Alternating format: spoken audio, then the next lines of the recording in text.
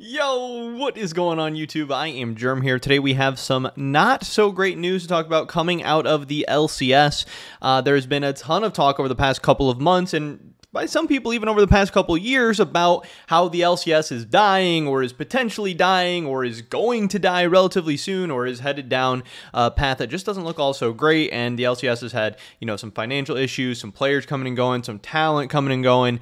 And today we're talking about another, what I think will end up being pretty big loss to the LCS broadcast and ecosystem. But we'll get into that in a second. First up, a word from today's sponsor, which is, of course, Prize Picks. This is daily fantasy made easy, a really, really awesome website and app. And the best thing is that the competitive League of Legends scene is starting very, very soon in the West. LCS, LEC, it's going to be back, but there's already some League of Legends offerings over on Prize Picks right now. You can see a lot of the Chinese games going on and stuff. And if you think, you know a lot about the Chinese League of Legends scene or you want to make some picks, all you got to do is go over and you can pick, like if I think Yagao is going to get more or less than 9.5 kills in the first 3 maps against LNG, I just pick more or less. Say I think Scout, whether he's going to get more or less than 8.5 kills in the first 3 matches against BLG, whether I think he's going to get more or less. If I get a couple of picks correct in a row, I can win. It's really that simple, really that easy. And it's a fun way to, add a little something to the games and the matches and the esports that you already know and love. If you guys want to make some picks of your own, check out the first link in the description below where Prize Picks will actually match your first deposit up to $100, which is an awesome deal. Thank you so much to them. With that being said, let's get right into today's video. And it is this.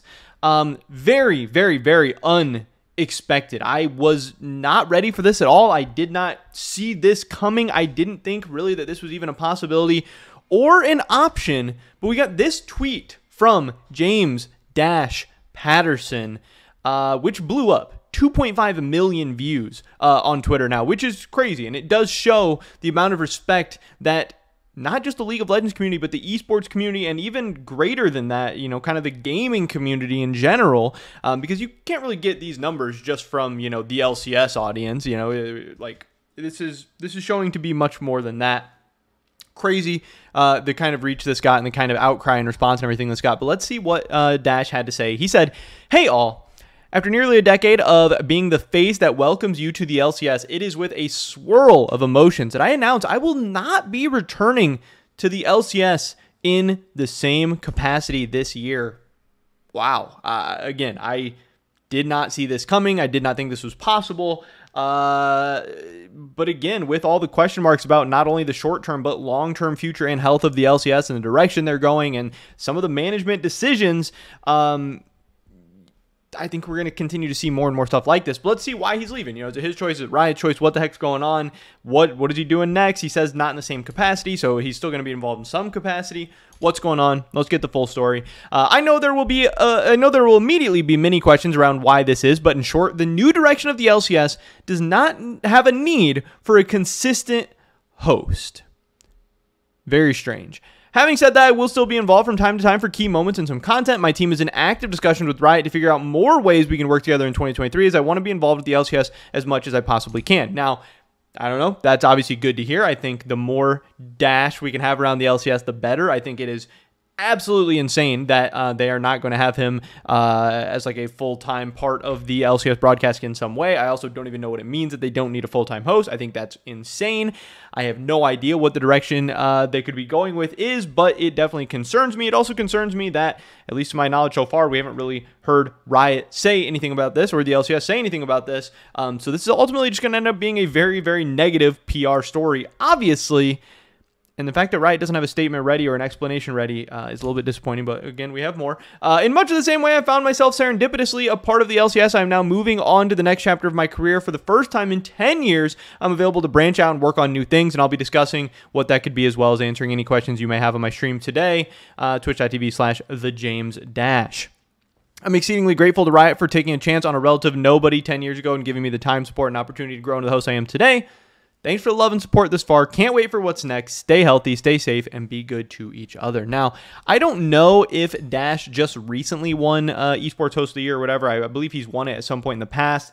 I have said for years now that I do think that Dash has been the most valuable asset that the LCS broadcast does have. Now, I don't think the LCS broadcast over the past couple of years has really ever been elite. I think there's been times where it's been good. I think there's been times where it's been bad, and I think it's been everywhere in between, but I don't ever think it's been amazing. But there has at times been great pieces or elite pieces to the broadcast. I've been a big fan throughout the last 8 or 10 years or whatever of Jat. I've been a big fan of Azale. I've been a big fan of obviously Captain Flowers. But the work that Dash has done on the desk of the LCS broadcast and as the host of the LCS broadcast, especially while being around, I think what has overall been a revolving door of pretty lackluster talent and personalities over the past, again, 7, 8, 9, 10 years, however long it's been, I think has been so impressive. And I think without somebody as strong as Dash at the helm of the desk, the weaknesses and shortcomings of a lot of the other people that have been a part of the desk, I think would have really been magnified, and I think it would have made the overall LCS product much worse. I think it's so impressive, not only his talent, but what he's able to bring out in others and maybe cover up from others as well. Again, I think I have been saying this and will continue to say this. I think Dash has been the most irreplaceable part of the LCS broadcast for recent memory, for quite some time. So again, to hear this news, I think is very shocking. I think it is very saddening. I know that Dash has a bright future ahead of him. Again, he's insanely talented. He's going to do something great. But this is just another step in the direction of what in the fuck is the LCS doing?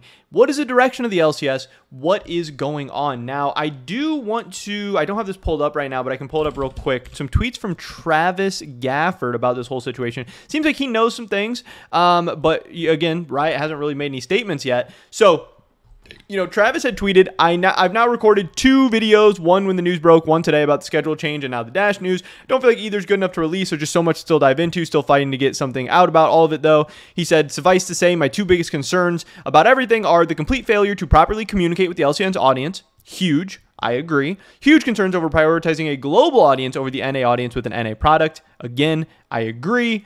And then, so somebody said, kind of feels like the LCS is just being backburnered. Well, they are never going to do well internationally, so might as well wind it down and cut our losses. Hopefully the casters and analysts are working to line up their escape plans. And Travis says this seems to have become the general consensus despite it not being accurate. So Travis is saying this is not accurate. This is not what Riot is trying to do. He says, I don't blame anyone for having this impression as Riot has done little to dissuade it. How bad have things gotten when your customer base believes you are actively trying to kill the product? So, again, Travis says it is not accurate that they are actively trying to kill the product, but he says he does not blame people for kind of, feeling that way or having that impression or whatever. So, I do think that's kind of interesting. Again, I hope we hear from Riot about what the heck is going on. But as someone who has invested so much time, money, content, everything into the LCS over the past, really the past 3 years that I've been doing YouTube, but even before that, I spent a lot of money, time, everything on League of Legends esports and the LCS. This is what I have loved over the past couple of years.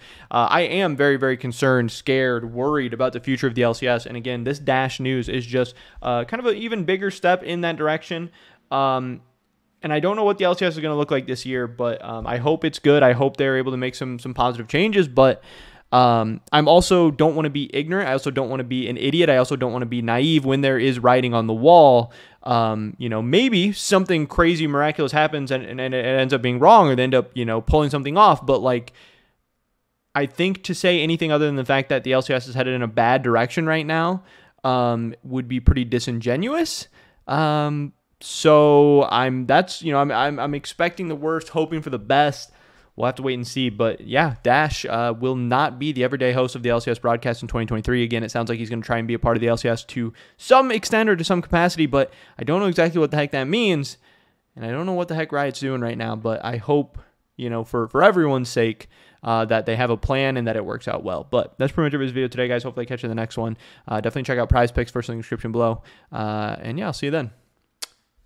Peace.